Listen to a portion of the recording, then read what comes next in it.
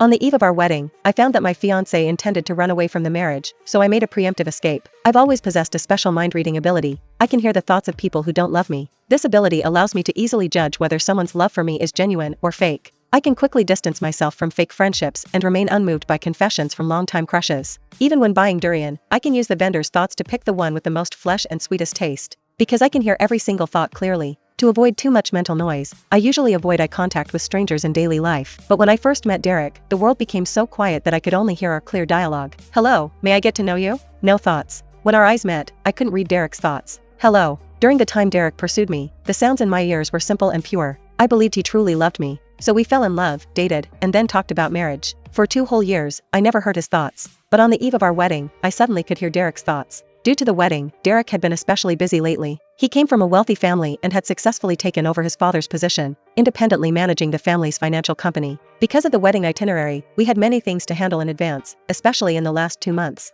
I've always been an independent woman and respected Derek's career as well, so we hadn't seen each other much lately. But today, as we were finalizing the outfits, I couldn't help feeling sweet at the thought of our rare time together. When I arrived at the studio on time, he was already there trying on shoes. After saying something to the staff, he walked out while talking on the phone, his tone very reassuring. I could understand his busyness. Managing a company wasn't easy, especially since the White family had more than one heir. We exchanged a knowing glance. But suddenly I heard Derek's voice in my head. "Yvonne says she's going to hijack the wedding tomorrow. I should wear sneakers to run more easily." "Yvonne? Hijack the wedding?" I froze on the spot, staring at his mouth, confirming this was indeed his inner thoughts. I didn't know how to react. Even though it was a hot summer day outside, a chill spread through my body, paralyzing me. I could hear his thoughts now, and the implications were obvious. Out of the corner of my eye, I saw the staff following his instructions, placing a pair of comfortable sneakers with the wedding attire. Derek nodded at me and prepared to walk out. This was our tacit understanding. He probably had some important matter to handle. But the words I just heard in my mind were undeniable, and I never mishear thoughts. My body almost moved on its own, following him.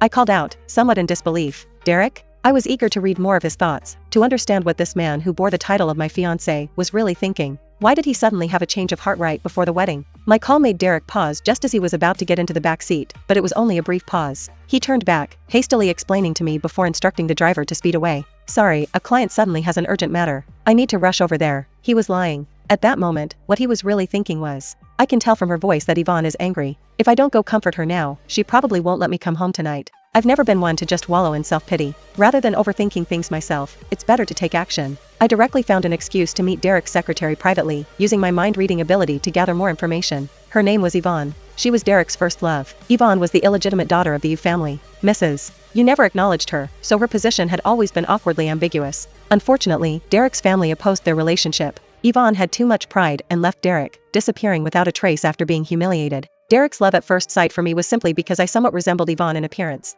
Now that the real deal was back, he naturally didn't need me as a substitute anymore. The timing of Yvonne's return happened to coincide with Derek being exceptionally busy 2 months ago. The logic was clear and fit perfectly. This kind of story made me shake my head and laugh helplessly. I never expected such a cliché substitute plot could apply to me. Yvonne wanted to use hijacking the wedding as a way to declare her ownership of Derek, while also getting revenge on me for occupying the Mrs. White position for so long. And Derek needed this occasion to prove his unwavering love for Yvonne, placate his angry little wife, and force his family to accept Yvonne. As for me and this carefully prepared wedding, we were just props in their play. This world is just one big cliché romance novel. Honestly, it was so ridiculous I couldn't help but curse. That night, the lights in my apartment were still on. Even though the wedding was the next day, I was busy packing my luggage without a moment's rest. 2 hours ago, I had booked a first-class flight abroad. If they want to play games, I can play too. If Derek can let Yvonne hijack the wedding, I can naturally return the favor by pulling a vanishing act and running away from the wedding. Fortunately, my family had already settled abroad, and we hadn't made a big fuss inviting relatives and friends from there to this wedding.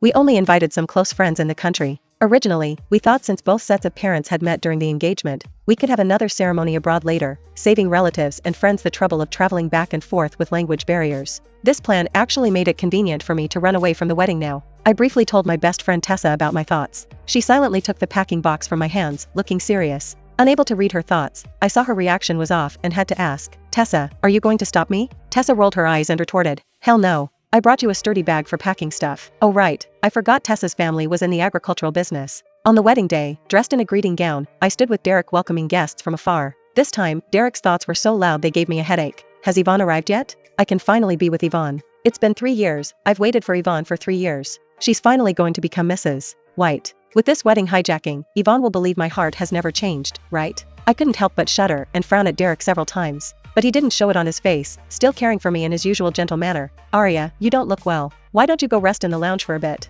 I can greet the guests outside, and you can make your entrance when the ceremony starts. That works. Actually, I should find an excuse to slip away soon anyway. I agreed, and just as I was about to change out of my little reception dress into casual clothes, I happened to run into Yvonne at the door. Thanks to our similar looks and my mind-reading ability, I recognized her at a glance. I held back Tessa's arm as she was about to lunge at the mistress in her bridesmaid dress, pretending to be oblivious. You must be Derek's friend, right? Hurry inside, our wedding ceremony starts in a few hours. Yvonne's smile froze, seemingly displeased by my intimate way of addressing Derek. Her words had a sarcastic tone. Miss Wood, I'm so sorry, but we seem to be wearing similar dresses today. If people who don't know better see us, won't they think I'm the bride? Yvonne's arrogant thoughts rang out in sync. Go ahead and smile. In 3 hours, your groom will run away with me. Let's see if you can still smile then. I maintained my smile, shaking my head indifferently. I instructed a nearby waiter to show her to her seat. Idiot, I've made it this obvious, and she still doesn't realize I'm here to cause trouble? As we passed each other, Tessa couldn't help but complain to me. Did you see how arrogant she looked? I can't stand it. I nodded noncommittally. She sees me as a joke now. After all, Derek is prepared to let her hijack the wedding. Not only can the lovers finally be together, but she can also force the White family to acknowledge her status in front of me. The wedding venue wasn't far from the airport.